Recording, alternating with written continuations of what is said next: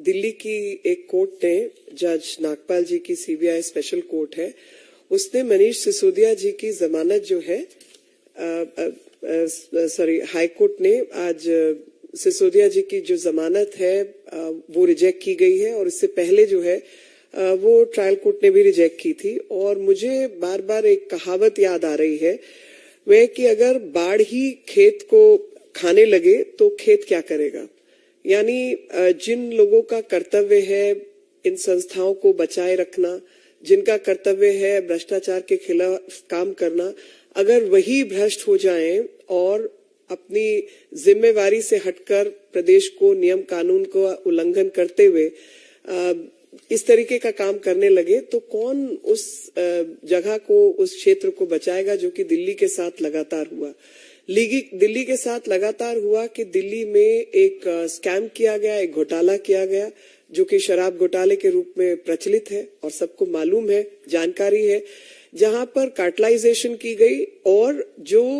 Wholesalers थे उनका profit margin बढ़ाया गया, और साथ में जो अन्य प्रॉफिट मार्जिन थे दिल्ली को टैक्स की क्षति पहुंचाई गई, और भ्रष्टाचार का एक नमूना बन के रह गया, और जिसमें सप्लीमेंट्री चार्जशीट भी दाखिल हुई है। और कोर्ट की ऑब्जर्वेशन भी है कि जो एलिगेशंस है, वो जो इनके खिलाफ जो दस्तावेज हैं, बाकी चीजें, वो बहुत सीरियस है, और इसमें एक पब्लिक सर्वेंट, यानी जो समाज,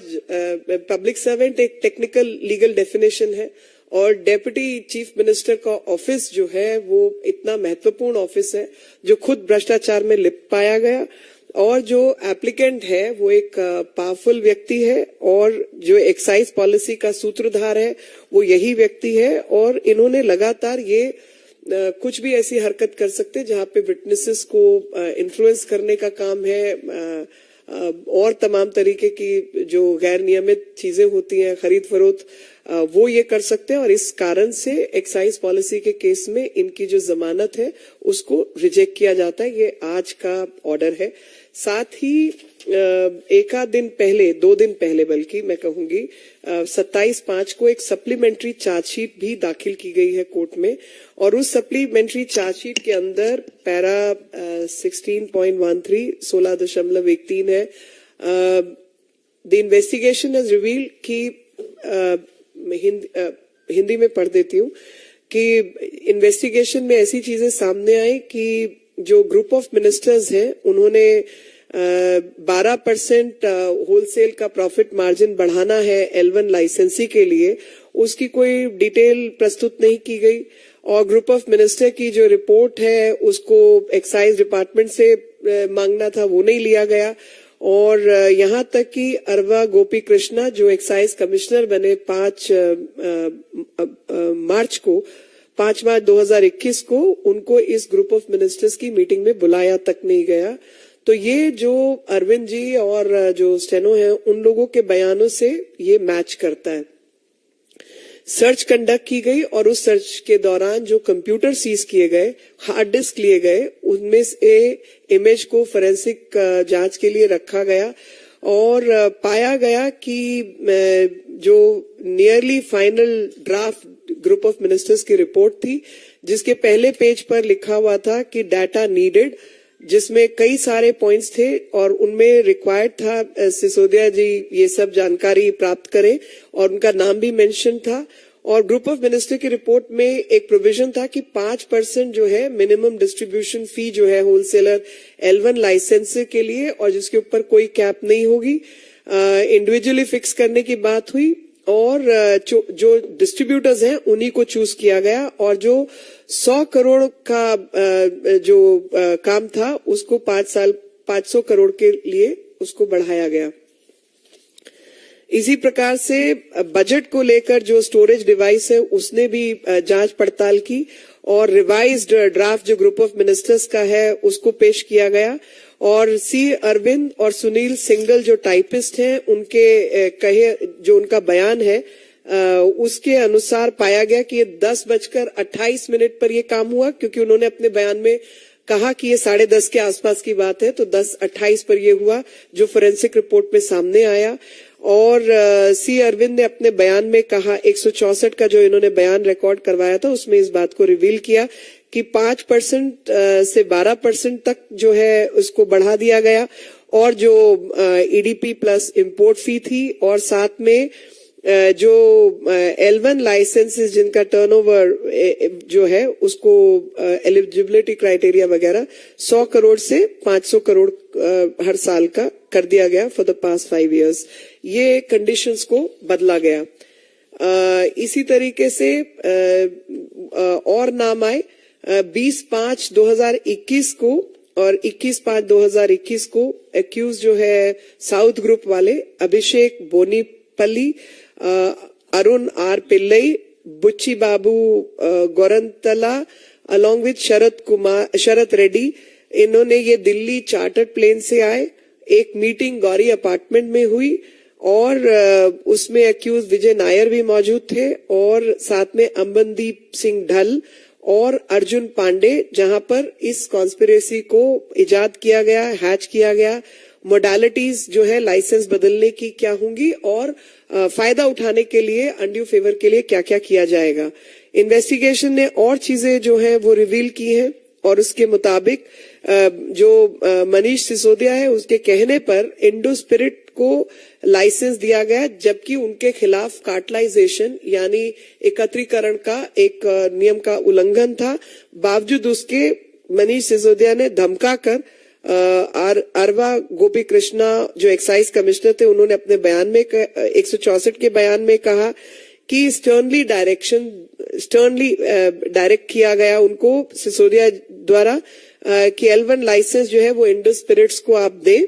और जो सेकेंड एप्लीकेंट थे डिस्पाइट बीइंग इन्फॉर्म कि एक्यूज मनीष सिसोदिया की कंप्लेंट्स कार्टलाइजेशन की थी, ब्लैक लिस्टिंग की थी, मगर इसके बावजूद उस जो कंपनी है उसको लाइसेंस दिया जाए, ऐसी जो है वो सेकेंड चार्जशीट के अंदर, सप्लीमेंट्री चार्जशीट के अंदर इस तरीके की चीजें सामने आई है। जिन सब चीजों को देखते हुए, इन्वेस्टिगेशन को देखते हुए ये जमानत को जो है रिजेक्ट किया गया है। और वापस मैं अपनी बात कहूंगी कि जब बाढ़ ही खेत को खाने लगे तो फिर खेत क्या करेगा। यानी दिल्ली की सरकार जो दिल्ली की सेवा के लिए बनी थी, दिल्ली के डेप्यूटी मुख्यमंत्री का काम था दिल्ली से भ्रष्टाचार को दूर करना, जो वो खुद ही भ्रष्ट हो जाए और भ्रष्ट पॉलिसीज को नियमित निर्धारित करने लगे, तो दिल्ली की सेवा कौन करेगा, दिल्ली से भ्रष्टाचार को कौन हटाएगा।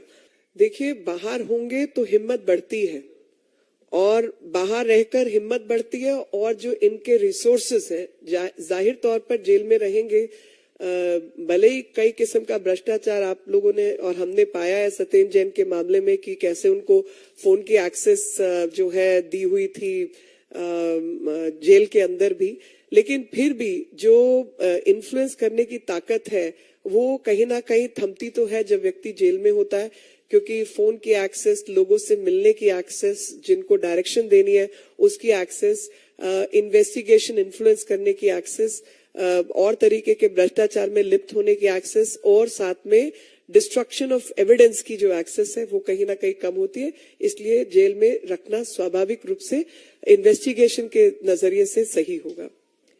देखिए, उस खेत को बाढ़ से बचाने के लिए बीजेपी का लगातार प्रयास है। लोगों के अंदर जन चेतना अभियान भारतीय जनता पार्टी की तरफ से चल रहा है कि जिस प्रकार से ये लोग सत्ता में आए और सेवा की जगह इन्होंने भ्रष्टाचार का रुख किया, वो जनता तक संदेश पहुंचाना लोकतंत्र में स्वाभाविक रूप से अनिवार्य है, और हम वो काम करें। बाकी जो लोग इस पद पर बैठे हैं और उनको भ्रष्टाचार के खिलाफ जो कार्रवाई करनी है, दिल्ली के जो अफसर हैं, विजिलेंस के इंचार्ज है, चीफ सेक्रेटरी आदि लोग हैं,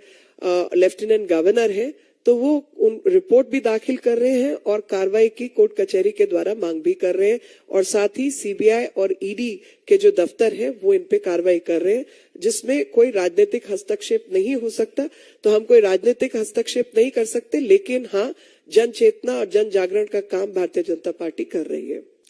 देखिए, ऑर्डिनेंस के अगेंस्ट में जो भी मुलाकात हुई, राजनीतिक मामला है, मैं उसमें किसी को रोक तो नहीं सकती मिलने से, लेकिन हाँ, इतना जरूर बता सकती हूँ कि भ्रष्टाचार में लिप्त और भ्रष्टाचार को बचाने के लिए ऑर्डिनेंस का विरोध किया जा रहा है, क्योंकि हमारा मानना ये था कि एक यूनियन टेरिटरी के अंदर सेंटर के जो अधिकार हैं वो सर्वमान्य होंगे।